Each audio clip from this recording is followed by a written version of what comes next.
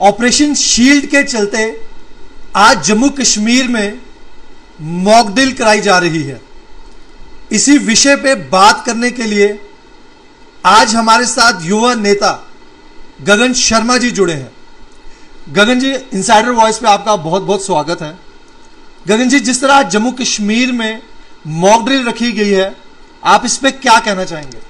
धन्यवाद अरुण जी, और inside visor का मैं धन्यवाद करना चाहूँगा।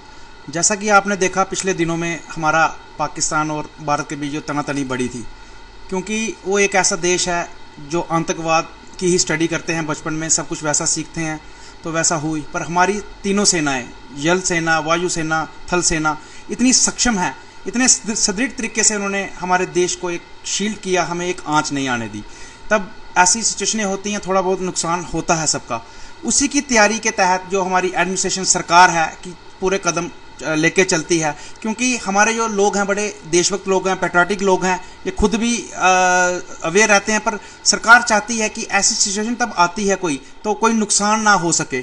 इसके तहत वो हम लोगों को अवेयर करती है और पूरा एक हम तैयार रहें, क्योंकि जिस तरीके से पाकिस्तान के साथ हालात चल रहे हैं, वो एक ऐसा देश है कभी भी कुछ कर सकता है। तो हम एडवांस तैयारी में चल रहे हैं। वैसे हमें अपनी सेनाओं पे इतना विश्वास है कि हमें आंच नहीं आने देंगे। उसके तहत ये एक एडमिनिस्ट्रेशन और सरकार की तरफ से ये अपील की गई थी, जो आज मॉक ड्रिल रखी है, कि जिससे लोग अलर्ट हो सकें, क्योंकि एक छोटी सी गलती भी हमारी कई बार हमें नुकसान पहुंचा सकती है। तो उसी के तहत ये अवेयरनेस चलती रहती है, और लोगों से भी अपील करना चाहता हूं आपके चैनल के माध्यम से, क्योंकि अच्छा काज है तो लोग इन चीज़ों में बढ़ चढ़ कर साथ लें, क्योंकि ये भी एक, हम कहते हैं ना, देशभक्ति, वो भी देशभक्ति पैट्रियोटिक, ये भी हम अपनी सेना की एक मदद ही करते हैं। इस तरीके से हम अगर करते हैं तो ये मैं कहना चाहूँगा, और अच्छा इनिशिएटिव है। और गगन जी, जिस तरह भारतीय सेना तो हर वक्त तैयार है देश की सुरक्षा के लिए, तो इस तरह की मॉक ड्रिल जो है, एक आम जो व्यक्ति है, आम इंसान है, वो भी जो है हमेशा तैयार रहे, देश में किसी भी संकट अगर आए उससे लड़ने के लिए तैयार रहे। तो इसीलिए शायद ये जो मॉक ड्रिल है यहाँ पे करवाई जा रही है। बिल्कुल, मैं ये कहूँगा कि हर एक व्यक्ति, तब किसी भी देश के साथ या आतंकी जो होते हैं हमारे पे ऐसी हरकतें करते, तो हमारा पूरा एक देश एकजुट होता है। तो छोटे से छोटा बच्चा, जो बुजुर्ग, हमारे सारे इस चीज़ में एक साथ देते हैं। मैं कहूँगा कि ये भी एक हमारे देश के साथ खड़े होना और एक जॉब ही होती है कि हम अच्छे तरीके से निभा रहे हैं। देशभक्ति, पैट्रियोटिक लोग हैं हमारे जम्मू कश्मीर के, तो बेचारे, मैं इसलिए कहूँगा क्योंकि हम सटे इलाकों से रहते हैं, बॉर्डर में, तो हमने देखी हैं चीज़ें, तो वो बहुत ही पैट्रियोटिक लोग हैं जो रहते हैं। और बिल्कुल हमें सरकार का साथ देना चाहिए, क्योंकि देश के लिए खड़े होना, इससे बड़ा सौभाग्य मिलता नहीं है। तो देश के लिए सब खड़े होते हैं। तो लोगों को ये कहना चाहता हूँ कि अवेयर रहें। पिछले दिनों आपने जैसे देखा होगा, शेलिंग जो हुई, बहुत नुकसान हुआ, कहीं जान माल का नुकसान भी हुआ, जिसको त्रुटि इसकी पूरी तो नहीं कर सकते। सरकार ने आज कल अमित शाह जी, हमारे होम मिनिस्टर जी आए थे, उनका पुंछ में दौरा हुआ है, कुछ नियुक्ति पत्र, जॉब्स दी गई हैं। पर एक चीज़ थोड़ी मुझे लगी, शायद एडमिनिस्ट्रेशन नहीं पहुंचा सकी, यहाँ कहाँ कमी रह गई। जहाँ कुछ शेलिंग हुई थी, बहुत नुकसान हुआ है जम्मू के क्षेत्रों में, अलग अलग 65। बिल्कुल, वहां पे मैं आपको बता दूं कि जो शेलिंग हुई थी, जितने भी वहां पे घर जो टूटे थे, जो आम इंसान को नुकसान हुआ था, उनको जो है सरकार द्वारा 6500 रुपीज जो है मुआवजा दिया गया है। और इसमें गगन जी क्या कहेंगे आप? पहले तो मैं कहूँगा 6500 मुआवजा एक मजाक था, ऐसा होना नहीं चाहिए। आगे क्या चल रही है। पर दूसरी बात, हमारे इधर के लोग बड़े पैट्रियोटिक लोग हैं, देशभक्त लोग हैं, वो 6500 नहीं मांग रहे आपसे। पर अगर आप किसी चीज़ का मजाक ना बनाओ। मैं ये अपील करना चाहता हूँ होम मिनिस्टर साहब से या प्रधानमंत्री जी से, कोई एक ऐसा रिलीफ या बंकर की शेप्स में आ जाए, कुछ पैसा रिलीज हो, या जो बॉर्डर के लोग रहते हैं, कोई रिलीफ फंड ऐसा जारी करें जिससे इनके भी नुकसान पूरे हो जाएं। जिसका जितना बनता है, हम ये नहीं कह रहे कि लाखों दो, करोड़ों दो, जिसका जितना बनता है, किसी का लाख नुकसान होगा, किसी का 50,000 होगा, उस सिचुएशन पे वो उनको अगर मुआवजा दे देते हैं, या कुछ रिलीफ फंड ऐसा निकालें। क्योंकि जहां तक हमने सुना था, पुंछ, उड़ी क्षेत्र में बहुत नुकसान हुआ था।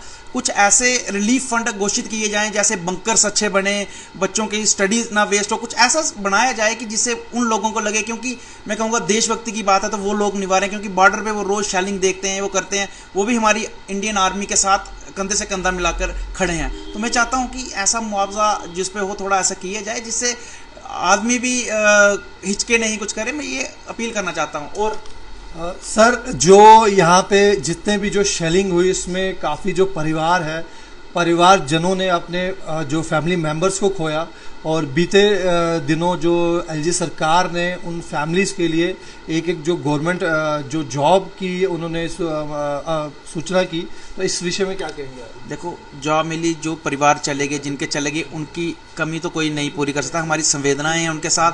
पर सरकार एक थोड़ा करती है कि चलो कुछ ना कुछ उनको दिया जाए, क्योंकि कोई कमाने वाले थे, घर कैसे चलेगा, तो ये करती है सरकार, अच्छा फर्ज निकालिए। पर हम उनकी ये जॉब देके भी ये कमी पूरी नहीं कर सकते हैं।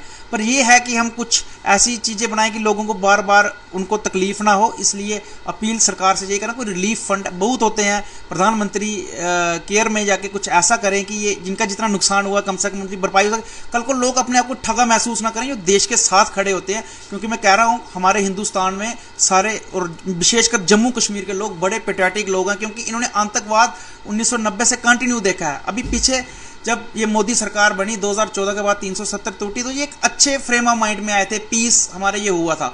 पर जो आतंकी देश में कहूँगा, जिन्होंने बचपन से, जैसे हम स्कूल में पढ़ते हैं, सीखते हैं, उधर यही सीखते हैं कि आतंक कैसे फैलाना है, तो थोड़ा अच्छा नहीं लगा।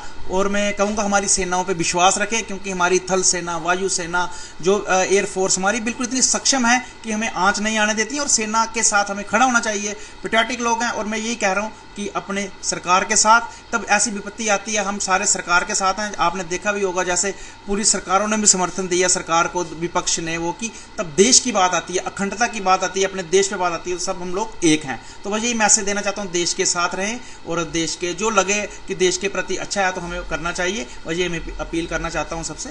जय हिंद, धन्यवाद। देखिए, मॉक ड्रिल का जो मकसद है वो सिर्फ लोगों में अवेयरनेस फैलाना है, और देश के हर एक नागरिक को हर एक संकट से लड़ने के लिए तैयार करना है।